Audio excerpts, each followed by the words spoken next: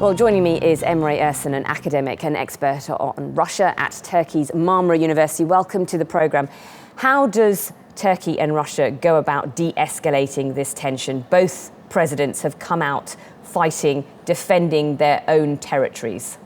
Well, first of all, I think we should emphasize that this is one of the most important crises between the two countries, especially in the last few years, but also maybe even since the end of the Cold War. So this is extremely important in terms of understanding the dynamics, the changing dynamics of the Turkish-Russian relationship.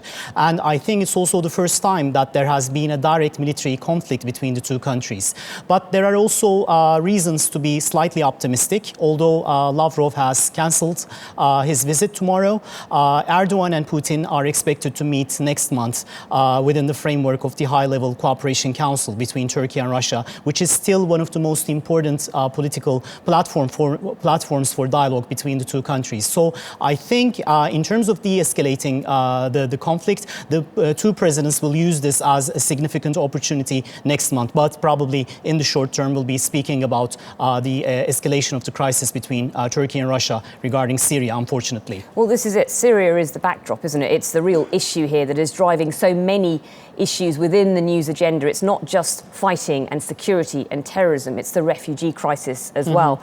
Does Russia have the ability to fight many different wars on many different fronts? It's already got issues with Ukraine, it's already involved now in the Syrian conflict, and on top of that it's crippled by sanctions.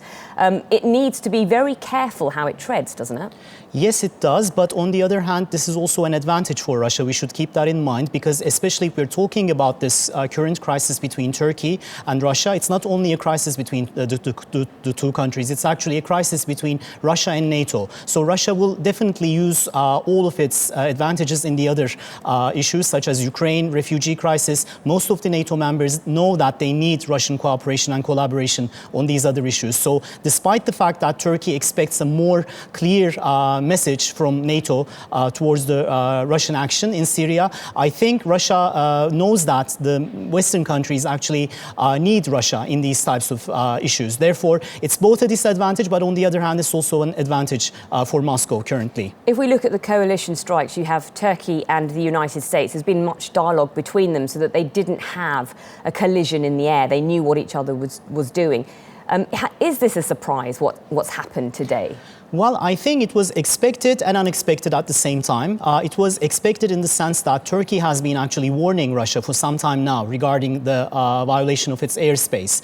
And this is also a matter of national sovereignty. So I think it would be equally important for any country to protect its airspace from any incursion. But on the other hand, it was unexpected because, especially in the last few years, Turkish-Russian economic relations have developed very remarkably. Therefore, I think we are still standing somewhere in the middle regarding whether this was something to expect or not in Turkey's case. Okay, Emre Ersen, thank you very much.